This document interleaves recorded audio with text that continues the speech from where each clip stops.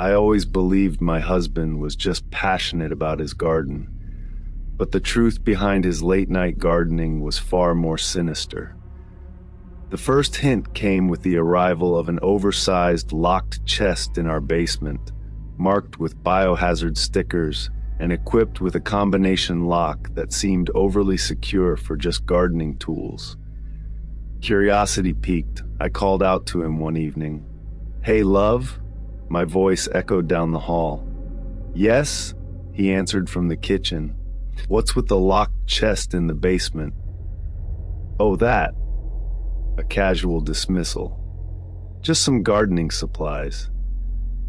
"Gardening supplies in a biohazard chest?" He chuckled. "Yeah, I'm trying out some new, potent fertilizers. Need to be careful with them." That made sense, I supposed.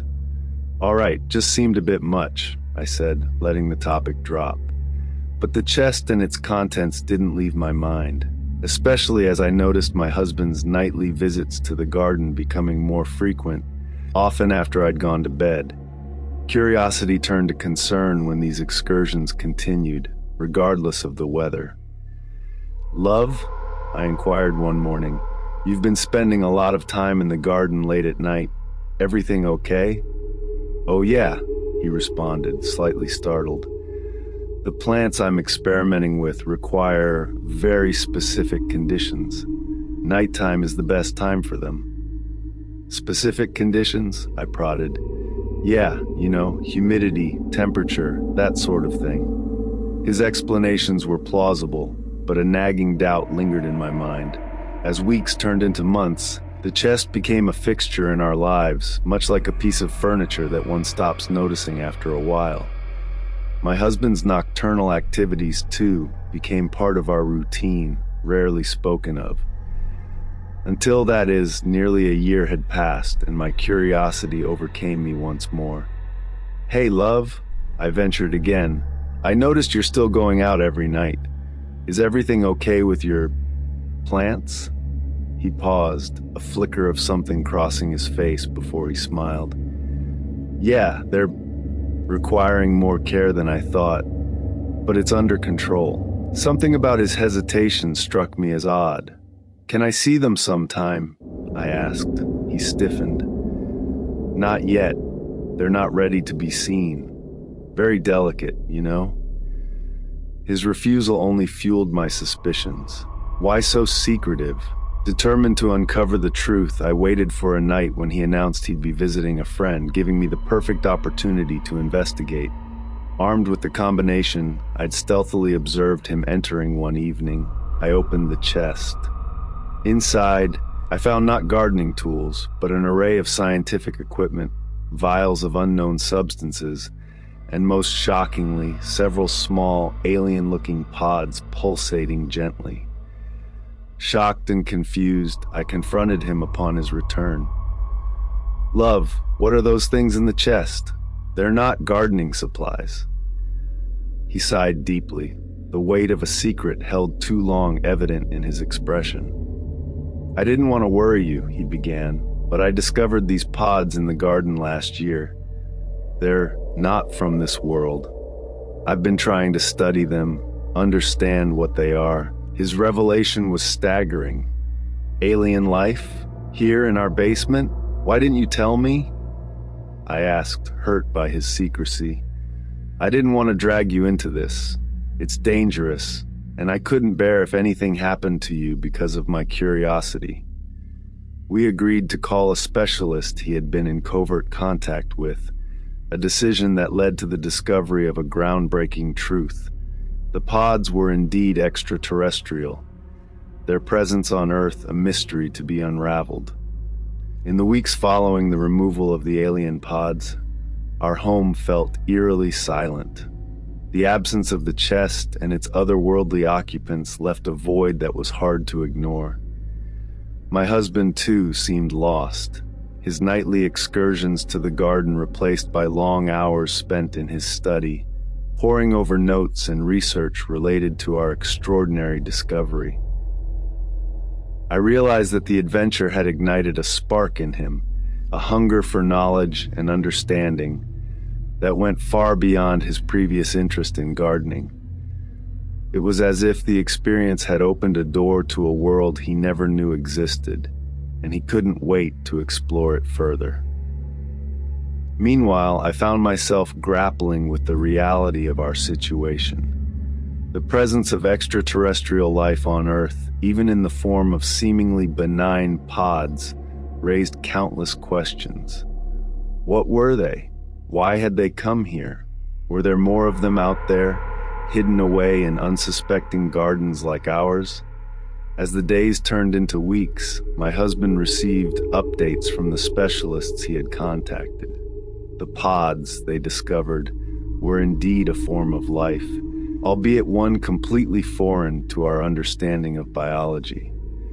They seemed to be in a sort of hibernation, waiting for conditions that were not present on Earth to awaken fully. This revelation only fueled my husband's passion further. He began attending conferences, connecting with scientists and researchers in the field of astrobiology, and dedicating himself to the study of these and other extraterrestrial phenomena. For my part, I found my role shifting from that of a concerned partner to an active supporter of his endeavors. I helped him set up a makeshift laboratory in the space where the chest once stood, organized his notes and research, and even began reading up on astrobiology myself. Our home became a hub of activity, with experts from around the world visiting to discuss theories and share findings. It was a far cry from the quiet life we had led before, but it was exhilarating in its own way. Through it all, our relationship deepened. The secrets and lies that had once threatened to drive us apart were now behind us, replaced by a shared purpose and a deeper understanding of each other's passions and fears. One evening, as we sat in our garden under the stars, my husband turned to me, his eyes reflecting the twinkling lights above. "Do you ever think about how vast the universe is and how little we know about it?" he asked, his voice filled with wonder. "All the time," I replied, taking his hand in mine. "But I think it's amazing that we get to discover its secrets together." He smiled, squeezing my hand gently. I couldn't agree more.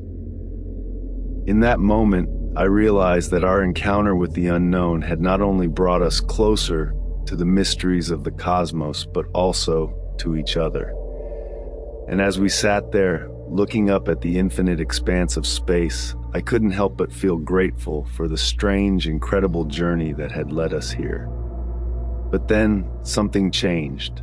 It began subtly, with small, inexplicable occurrences. Objects in our home would move seemingly on their own. Electronic devices would malfunction without reason, and at night, a strange, pulsating glow emanated from the basement laboratory. My husband dismissed these events as side effects of the sophisticated equipment we were using, but I couldn't shake the feeling that something was amiss. One evening, after my husband had retired to the basement for his nightly research, I decided to follow him, curious to see if I could discover the source of the mysterious glow. As I descended the stairs, a cold shiver ran down my spine, and the air grew thick with an unnameable tension. The door to the laboratory was slightly ajar, and through the crack, I saw my husband, not hunched over his desk as I expected, but standing still, facing the corner where we had stored the remnants of the alien pods for further analysis. The pulsating glow filled the room, emanating not from any machine, but from the pods themselves, which had begun to open. Frozen with fear, I watched as my husband turned towards me, his eyes glowing with the same eerie light. In a voice that was not entirely his own, he spoke. "They're ready." Before I could react, the room filled with a blinding light, and I felt myself being pulled towards the open pods. My husband, or whatever he had become, watched impassively as the light engulfed me, and I experienced a sensation of being stretched and pulled through dimensions I had no words to describe. When the light subsided, I found myself standing in our garden, but it was no longer the garden I knew. The sky was a swirling mass of colors, the plants around me unlike any on Earth. And before me stood beings of light, their forms shifting and changing, communicating in a chorus of harmonies that filled my mind. "We are the originators of the pods," they conveyed, not through words, but through a direct transmission of thought. "Your husband has been our conduit, preparing for our arrival. We come not as conquerors, but as teachers, to share the knowledge of the cosmos with those who are ready."